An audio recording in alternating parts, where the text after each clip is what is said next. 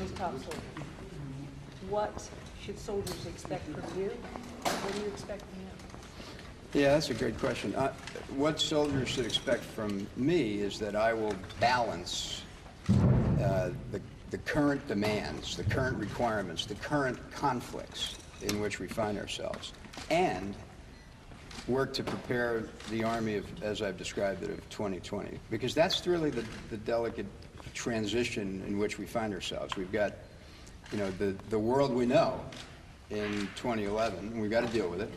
And we've got the world we want to help shape out to 2020. And so what they can count on me is to find that balance. And then from them, I expect three things. Now, it's easy for me to limit it to three. You know, if you were asking a company commander, he's probably got a task list as long as your arm. But for me, I expect them to develop climates of trust, which will help us get from the present to the future. I expect them to be disciplined, and I expect them to be fit. Because if they have those three things, whatever we ask them to do, we can adjust off that foundation. As a follow-on question, real quick, there's a big call to return to basic combat skills. Yeah. We've been fighting for 10 years. Yeah, you won't hear me use that phrase, you know, Okay. basic combat skills. What you will hear me talk about with them is that I want commanders at every level to enter into a discussion about, let's call them the fundamentals. And you're right, some of what we're doing right here in Iraq, and certainly what we're doing in Afghanistan, are part of those fundamentals, but there's also maneuver skills that we have to account for. The Army has to be able to both maneuver to gain the initiative, and it has to be able then to establish area security to consolidate the gains.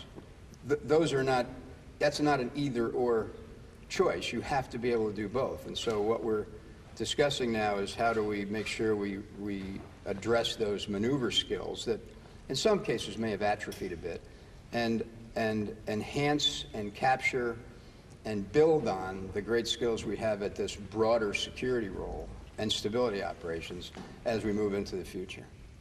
Thank you, Jim.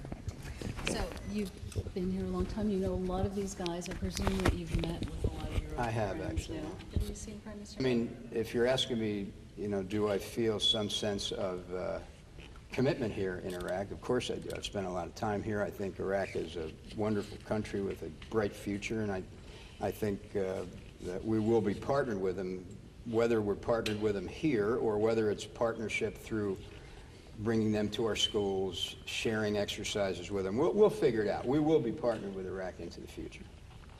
General, if you were to, how many... The authority to plan for that. That planning would be done by General Austin. If directed to do so, it would be approved by Central Command. And the Army's role in that would be to deliver on the commitment. But I don't have any expectations at all right now. Is there a drop-dead date for when you folks need to know whether the Iraqis want you to stay? You know, no. The short answer is, from my perspective, there's not, because I don't get a vote in that regard. But I mean, just in terms of the human impact, you know, you saw that I asked the young men and women around the table, how many of you know when you're going home, and not a single one raised their hand.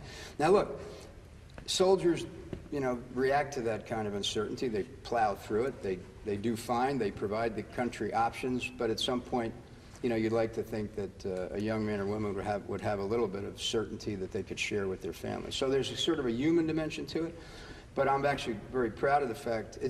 This is the way this whole thing started, by the way. I came to Iraq in June of '03, believing I'd be home in September, and then it was December, and then it was the following July. So it's not as though this institution hasn't been able to deal with uncertainty.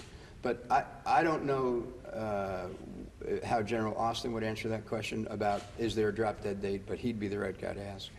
You talked about support for a continued presence here. Can you tell us why that would be useful for U.S. interests in the region to have the U.S. presence in Iraq? Yeah, I mean, I would just say that, as you know, I've spent a lot of time in the region, not uniquely inside of Saudi Arabia. I mean, I actually did spend 2 years in Saudi Arabia, but not uniquely inside of Iraq. But I mean, if you look at this Arab Spring, as it's being called, and you know, the kind of uncertainty in the region, I think Iraq is a fairly stable platform on which to build and, you know, some kind of relationship with the region, a redefined relationship. But again, they've got to decide what they want that to be, and then we will also then decide about our common interest and our ability to resource it, and we'll go from there. What is the, yeah. one more question.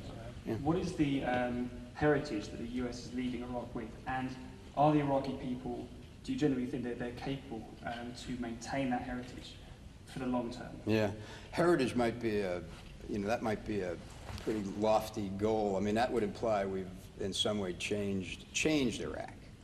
And I don't know whether we've changed Iraq or we've partnered with it in a way that has changed both of us. Maybe legacy might be a different word I would choose, and I think it's a legacy of partnering with, professionalizing their army, in not only in terms of its ability to operate on the battlefield, but also the way it relates to its civilian leadership. I think that it's a legacy of nation building, economic development, all of which I think have changed rather dramatically since I first came here in June of 2003. And will Iraq be able to sustain it? I have a good bit of confidence that they will. There are some gaps that exist today and that are likely to exist for the foreseeable future in their, let's call it, institutional support for their armed forces, you know, a logistics architecture, an intelligence architecture, signal architecture. But we'll find a way to partner with them to help close those gaps, whether we do so in the traditional way in which we've done it or whether we have to be adaptive in the way we do it. But I think I have great confidence in my Iraqi brothers and sisters. One quick question. What is your hope for the future of Iraq? Well, that it would almost be a degree of hubris that would make me uncomfortable for me to have a hope for Iraq. I mean, I think that, as I've said since the first day I arrived here, you know, Iraq will be the country it wants to become. And I suppose if I have a personal aspiration, it would be that they continue to build upon what is kind of a nascent democracy and continue to find ways to be an example of democratic principles, not necessarily a democracy in our sense, but democratic principles for this region, because this region, of course, is eager and hungry for that, as we've seen over the past few months. All right, thank you very much. Appreciate it. We need to get going. No.